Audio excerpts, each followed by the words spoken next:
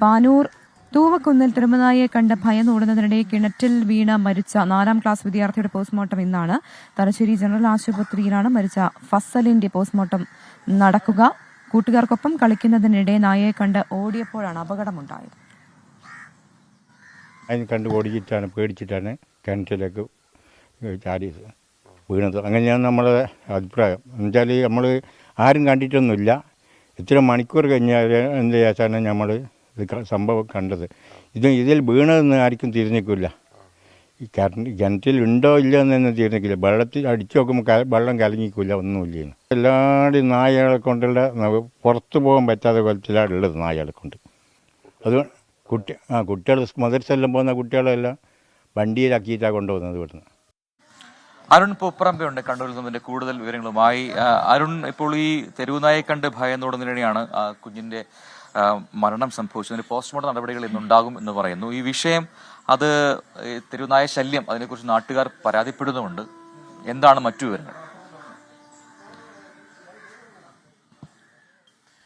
പ്രജുവിന് ഏറെ ദാരുണമായ സംഭവമാണ് ഇന്നലെ വൈകിട്ട് ഈ തൂവക്കുന്നിൽ ഇന്നലെ വൈകിട്ട് ഒരു 5:30 ഉണ്ടായത്. ഞാനിപ്പോൾ ഈ അപകടം നടന്ന അതേ സ്ഥലത്താണുള്ളത്. നമുക്ക് ഈ ദൃശ്യങ്ങളിൽ കാണാം. ഈ ദൃശ്യങ്ങളിൽ കാണുന്ന ഈ കിണറിലേക്കാണ് 9 വയസ്സുള്ള മുഹമ്മദ് ഫസൽ വീണത്.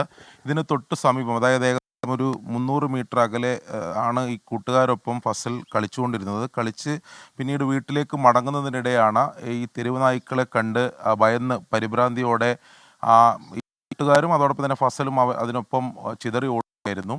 അതിനിടെ ഇവിടെ നമുക്ക് ഇതൊരു നിർമ്മാണം നടക്കുന്ന ഒരു വീടാണ്. ആ വീടിന് തൊട്ട് മുന്നിലാണ് ഈ കിണറുള്ളത്. ഈ കിണർ ഇതേ സ്ഥലത്ത് പഴയ വീടുണ്ടായിരുന്നു. ആ പഴയ വീടിൻ്റെ ഭാഗമായിട്ടുള്ള കിണറാണിത്. അങ്ങനെ ഈ പഴയ വീട്ടിലേക്ക് ഈ നിലവിൽ ഈ നിർമ്മാണം നടക്കുന്ന ഈ വീട്ടിലേക്ക് ഈ ഫസൽ ഓടിക്കയറിയതാണ്. പക്ഷേ ഈ കിണർ പെട്ടെന്ന് കണ്ടില്ല. അതങ്ങനെ നമുക്ക് ഈ കിണർ കാണാനും സാധിക്കില്ല. ഒരു അത്തരത്തിലുള്ള ഒരു കൈവരികളോ അത്തരത്തിൽ ഏതെങ്കിലും ഒരു തരത്തിൽ നമുക്ക് ഈ കിണർ പെട്ടെന്ന് ശ്രദ്ധയിൽപ്പെടില്ല എന്ന് നമുക്ക് ഇവിടുന്ന് മനസ്സിലാവുന്നുണ്ട്. പെട്ടെന്ന് ഈ വീട്ടിലേക്ക് ഓടിക്കയറിയപ്പോൾ ഈ കിണറിലേക്ക് വീഴുകയായിരുന്നു. ഈ കിണറിൽ വെള്ളമുണ്ട്. ആദ്യഘട്ടത്തിൽ ആരും ഇത് കണ്ടില്ല. പിന്നീട് ഈ ഫസലിനൊപ്പം ഉണ്ടായ കൂട്ടുകാരൊക്കെയാണ് ഇങ്ങനെ ഈ തെരുവ് നായ ഓടിച്ചു, അതിനുശേഷം ഇങ്ങനെ ചിതറി ഓടി എന്നൊക്കെയുള്ള കാര്യം ഈ ബന്ധുക്കളോടും മറ്റു നാട്ടുകാരോടൊക്കെ പറഞ്ഞത്. അങ്ങനെയാണ് ഇവർ ഇങ്ങനെ ഒരു തെരച്ചിൽ നടത്തിയത്. ഇവിടെ എത്തിയ ഘട്ടത്തിൽ ഈ കിണറിൽ ഇറങ്ങി നാട്ടുകാർ പരിശോധന നടത്തിയപ്പോഴാണ് മൃതദേഹം കണ്ടെത്തിയത്. എന്തായാലും വളരെ ദാരുണമായ അപകടമാണ്. ഇവിടെ ഇപ്പോൾ നമ്മോടൊപ്പം ഇവിടുത്തെ ഈ വാർഡിലെ പഞ്ചായത്ത് അംഗം ഉൾപ്പെടെ ചേരുകയാണ്.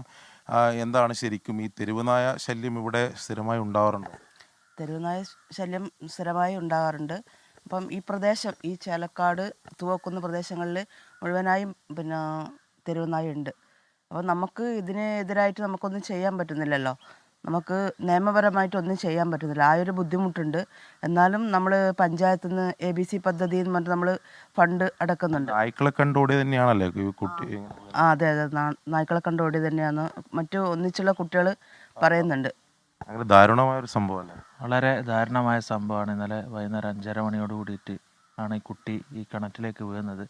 ഇപ്പം അനിത മെമ്പർ സൂചിപ്പിച്ചതുപോലെ ഈ തെരുവ് നായ്ക്കളുടെ വിഷയത്തിൽ ഒരു പ്രാദേശിക ഭരണകൂടം എന്നുള്ള നിലയിൽ പഞ്ചായത്തുകൾക്കൊന്നും ചെയ്യാൻ പറ്റാത്തൊരു സ്ഥിതിയാണ്. ആകെ ചെയ്യാൻ കഴിയുന്ന ഒരു സംഭവം എന്നുള്ളത് കണ്ണൂർ ജില്ലാ പഞ്ചായത്തിൻ്റെ ABC പ്രൊജക്റ്റ് എന്ന് പറഞ്ഞുകൊണ്ട് തെരുവ് നായകളെ വന്ധീകരിക്കുന്ന ഒരു പ്രൊജക്റ്റ് ഉണ്ട്.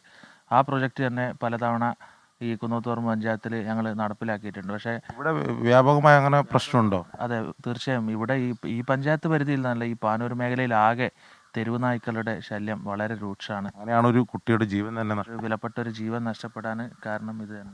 അങ്ങനെ തന്നെയാണ് നാട്ടുകാരും ഇവിടെ ജനപ്രതിനിധികൾ ഉൾപ്പെടെ പറയുന്നത്. തെരുവ് നായ്ക്കൾ ഓടിച്ചതുകൊണ്ടാണ് ഈ കുട്ടി ഇത്തരത്തിലൊരു ദാരുണമായ സംഭവം ഉണ്ടായത്. എന്തായാലും കുട്ടിയുടെ പോസ്റ്റ്മോർട്ടം ഇന്ന് തലശ്ശേരി ജനറൽ ആശുപത്രിയിൽ നടക്കും. ആ പിതാവ് വിദേശത്താണ്. ആ പിതാവ് എത്തിയതിനു ശേഷമായിരിക്കും സംസ്കാര ചടങ്ങുകൾ ഉൾപ്പെടെ നടക്കുക.